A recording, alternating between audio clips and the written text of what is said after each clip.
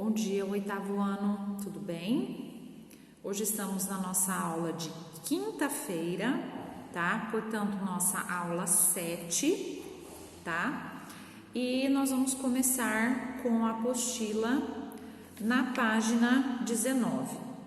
Prof, nós vamos pular a página 17 e 18? No momento, sim. Por quê? Porque a página 17 é prática de oralidade, tá? Nós não estamos interagindo no momento, né?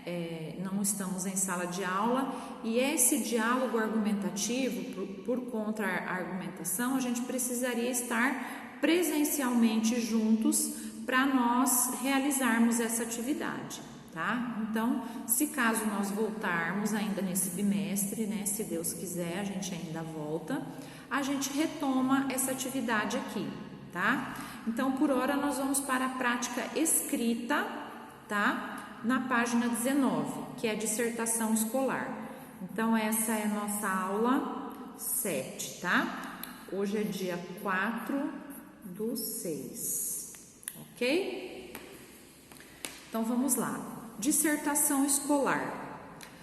A seguir, a gente tem uma dissertação escolar sobre um projeto em Mossoró, que é uma cidade bastante importante do Rio Grande do Norte, tá? Depois da capital, que é, Natal, Mossoró é uma das cidades mais importantes do Rio Grande do Norte, tá? Então, diz assim, Avenida Rio Branco, lixo ou cultura? A Avenida Rio Branco é uma das mais extensas e importantes de Mossoró e está a um passo de se transformar na mais linda de todas. Apesar das críticas, o projeto municipal chamado Urbanização e Humanização da Avenida Rio Branco irá reforçá-la como via de tráfego e, ao mesmo tempo, transformá-la em um espaço voltado ao humano, onde as pessoas possam ter acesso a equipamentos de lazer, educação, gastronomia, esporte e cultura. Para tanto, estão sendo construídas, na primeira etapa do projeto, as praças de conveniência de esportes, de eventos e da criança. Pessoalmente, sou a favor, pois a cidade está crescendo aceleradamente. Com isso, as oportunidades de lazer e entretenimento acessíveis a toda a população devem acompanhar esse desenvolvimento. Entretanto, nem todos pensam assim. Em pesquisa realizada, muitos moradores daquelas proximidades afirmaram que o trânsito irá ficar mais intenso, favorecendo a ocorrência de graves acidentes. Eles dizem também que a tranquilidade daquela avenida ficará comprometida, pois haverá muito barulho e agitação, e com a aglomeração de pessoas, o índice de violência irá aumentar. Dizem ainda que na cidade já existem lugares apropriados para esses fins, por isso tais obras são desnecessárias, uma vez que 10 milhões de reais que estão sendo gastos deveriam ser usados no atendimento às necessidades mais básicas da população, como construção de hospital, de postos de saúde, de escolas, de creches, de casas, etc. Porém, o que essas pessoas não entendem é que aquele espaço estava sendo entregue aos marginais e servindo de depósito de lixo, dando a impressão de uma cidade feia e mal cuidada. Mas agora esse espaço mudará totalmente a paisagem da cidade e passará a ser frequentado por pessoas que valorizam a cultura local e que gostam de se divertir com a família e de praticar esportes. Por isso, concordo com os outros moradores que afirmaram que aquele setor estava precisando de mais atenção e valorização, já que é o coração da cidade. Com certeza, essas obras irão atrair muitos turistas e oferecer emprego a muita gente. De acordo com o gerente de infraestrutura da Prefeitura da cidade, Yuri Pinto, essa avenida está sendo foco de um dos projetos urbanísticos mais ambiciosos já realizados no município. Ele afirmou que as obras serão entregues à população no mês de maio do próximo ano. Acredito que depois de pronta, a Avenida Rio Branco irá proporcionar uma melhor qualidade de vida e bem-estar aos moradores de todas as idades. Acho também que com tantas formas de lazer e entretenimento, não haverá espaço para a violência. Pelo contrário, os eventos culturais e a prática de esporte poderão contribuir e incentivar o desenvolvimento de habilidades de muita gente. Portanto, esse valioso patrimônio público indiscutivelmente deixará nossa cidade cada vez mais bonita e atraente, oferecendo novas formas de diversão para toda a população. Por isso, entre o depósito de lixo de antes e o desenvolvimento de nossa cidade, fico com o último. Afinal, esporte, educação, lazer e cultura não fazem mal a ninguém, não é mesmo? Então, é uma dissertação até um pouquinho extensa, né? Mas, é isso aí. Questão 1. Essa noção é 7, tá? Considerando a estrutura da dissertação, Avenida Rio Branco, lixo ou cultura, preenche o quadro a seguir. Aonde que está a contextualização? Que ele contextualiza qual é o assunto que ele vai tratar nessa dissertação, no primeiro parágrafo. Então, vocês vão colocar ali, primeiro parágrafo, tá? A tese da autora, no que ela acredita, né? No que ela é a favor, ó. Já no segundo parágrafo, quando ela fala, pessoalmente sou a favor. Então, segundo parágrafo, ela já expõe a sua tese. Discussão da situação problema, quando ela põe os argumentos, porque ela é a favor, os que são contra, né, os contra-argumentos. Então, do terceiro ao sexto parágrafo, ela fica nessa argumentação e contra-argumentação, tá? A atualização do caso apresentado no início, ela não atualiza a apresentação da sua tese, e a avaliação final da situação problema também, ela não coloca me fugiu agora a palavra, uma possível solução para o problema, né? Ok, letra B. Os dois últimos parágrafos dessa dissertação fazem uma proposta intermediária para agradar tanto os partidários do projeto quanto seus opositores, ou retomam a tese da autora, seus argumentos e seus contra-argumentos. A segunda alternativa, né? Então, os dois últimos parágrafos, eles retomam a sua tese, né? Que é dela acreditar que depois de pronta ela vai proporcionar uma melhor qualidade de vida, bem-estar aos moradores. Ela retoma o que ela fala lá no segundo parágrafo, né? De ser a favor a essa mudança. Questão 2. De que forma a autora ficou conhecendo os argumentos dos opositores do projeto? Ou seja, qual foi a fonte utilizada? Foi por meio de uma pesquisa, né? Onde que ela... Aqui, ó, no terceiro parágrafo, ó, em pesquisa realizada, muitos moradores daquelas proximidades. Então, assim, ela foi a fundo sobre o assunto para ela saber por que as pessoas eram contra a melhorar aquela avenida, né? Letra A. Qual construção a autora usa para apresentar essa fonte? Quando ela usa em pesquisa realizada. Então, vocês coloquem entre aspas, né? Em pesquisa realizada, e aí vocês podem indicar que foi no terceiro parágrafo que ela encontrou essa construção, tá? Letra B. Para citar os argumentos dos que se opõem ao projeto, a autora emprega o discurso indireto. Por quê? Porque ela está falando sobre o que outras pessoas pensam, né? Então, ela usa o discurso indireto. Ó. Dizem ainda que na cidade já existem lugares apropriados, certo? O que essas pessoas não entendem. Então, ela está falando sobre terceira pessoa, né? Então, discurso indireto. Relacione abaixo os argumentos dos opositores dos projetos. Então, qual é o primeiro argumento que ela coloca como contra a transformação e urbanização dessa avenida, né? O primeiro argumento é: o trânsito vai ficar muito intenso e provocar acidentes graves. Esse é o argumento 1. O trânsito vai ficar muito intenso e provocar graves acidentes. Argumento 2. A avenida perderá sua tranquilidade por causa do barulho. Então, esses são os argumentos pelos quais as pessoas estão lutando contra a revitalização da avenida. Argumento 3. A aglomeração de pessoas fará o índice de violência aumentar. Vocês vão pausando o texto para pegar as respostas, tá? Argumento 4. As obras do projeto são desnecessárias, pois já existem lugares apropriados para o lazer. Então, tem aqueles que dizem que já tem outros lugares na cidade para esse lazer que eles querem trazer para cá. E argumento 5. O dinheiro das obras deveria ser gasto na construção de hospital, de postos de saúde, de escolas, de creches, etc.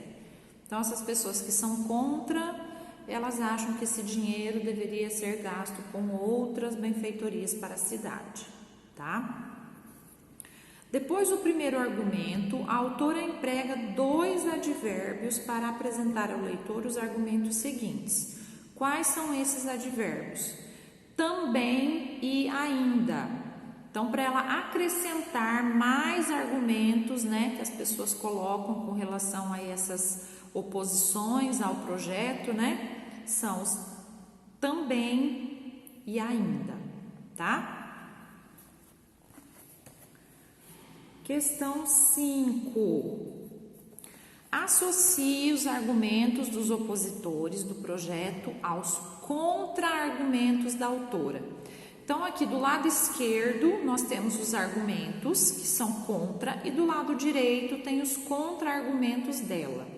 Então, por exemplo, 1. O trânsito vai ficar muito intenso e provocar acidentes. O que ela contra-argumenta com relação a essa argumentação? Aquele espaço estava sendo entregue a marginais e servindo de depósito de lixo, dando a impressão de uma cidade feia e mal cuidada. Então, eles preferem o espaço lá jogado para marginais, entregue a lixo, do que melhorar o trânsito, ficar mais bonito. Então, esse é o contra-argumento. Ué, peraí, não entendi. Não, esse não tem, perdão. Esse argumento número 1 aqui não tem nenhum contra-argumento aqui dele. Ó, eu tô lendo errado aqui, desculpa. O 2, esse daqui é um contra-argumento do 2, ó, perdão. A avenida perderá sua tranquilidade por causa do barulho. Aqui. Aquele espaço estava sendo entregue aos marginais e servindo de depósito de lixo, dando a impressão de uma cidade feia e mal cuidada. E também o primeiro, aquele setor estava precisando de mais atenção e valorização, já que é o coração da cidade.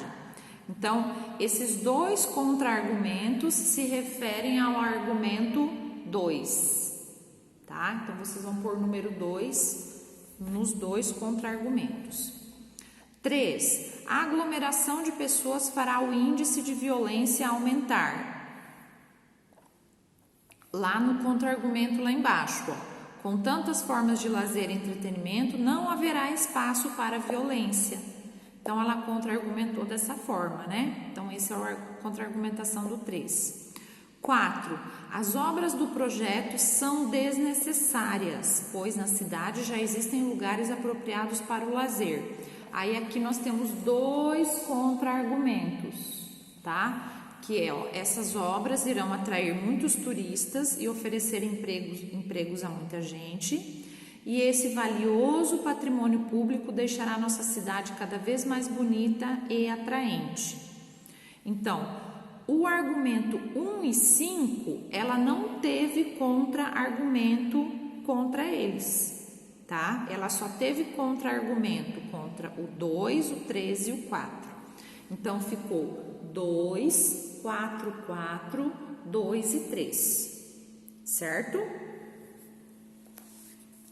Há algum argumento que não recebeu contra-argumentação? Sim, o argumento 1 e o 5, tá? O 1 e o 5.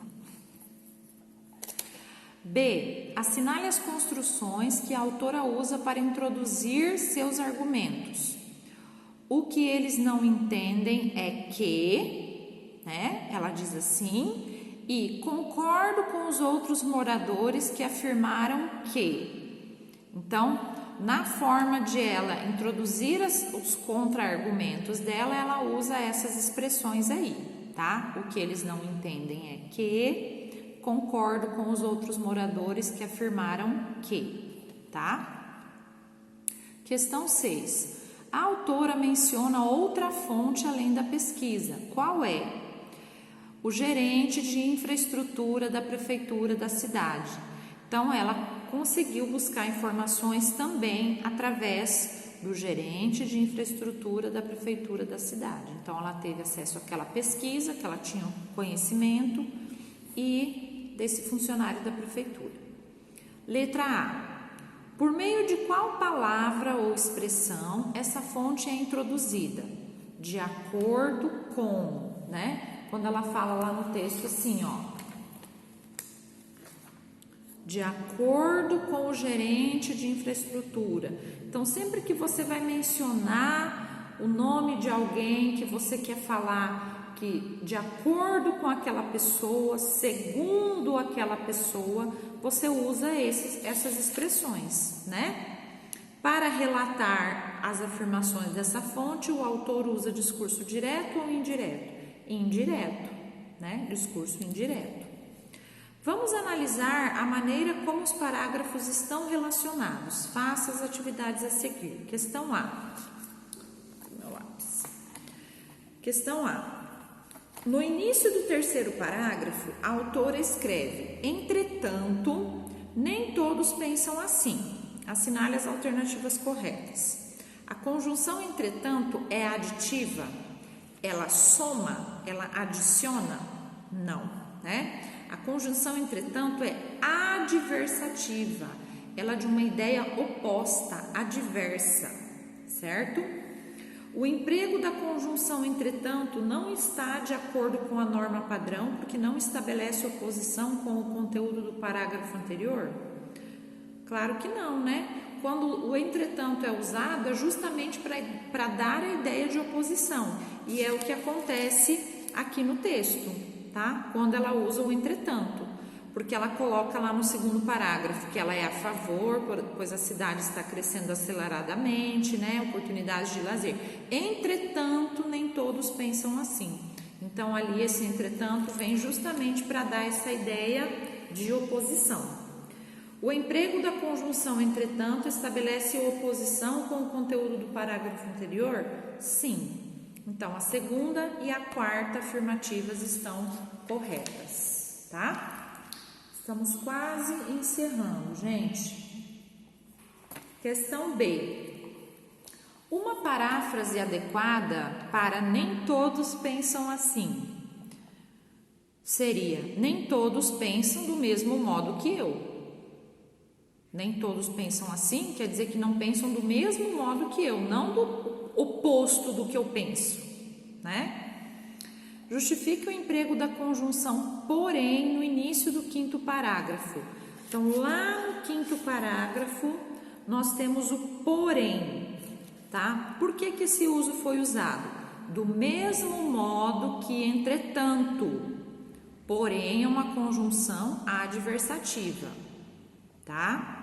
Então, do mesmo modo que entretanto, entre aspas, vírgula, porém é uma conjunção adversativa. Ponto. Assim, estabelece oposição com o conteúdo do parágrafo anterior. Certo? Então, porém e o entretanto tem o mesmo sentido quanto a ideia de oposição, a ideia adversativa, tá? Então, eles se opõem ao que foi mencionado anteriormente. Letra D. A conjunção por isso, no início do sexto parágrafo, remete-se ao parágrafo anterior, né? No qual o autor explicita um dos seus argumentos a favor do projeto. Então, quando ele usou por isso, é justamente para dar uma coesão com relação ao parágrafo anterior. E a conjunção portanto no início do último parágrafo é conclusiva. Estabelece concordância com o parágrafo anterior. Então, vocês estão vendo quanto é importante o uso de conjunções em uma dissertação, gente? E o quanto ela torna o texto coeso, coerente. Então, ela vai caminhando, né, com as ideias do autor. 8. Um dos critérios para avaliação da dissertação escolar é o respeito à norma padrão da língua portuguesa.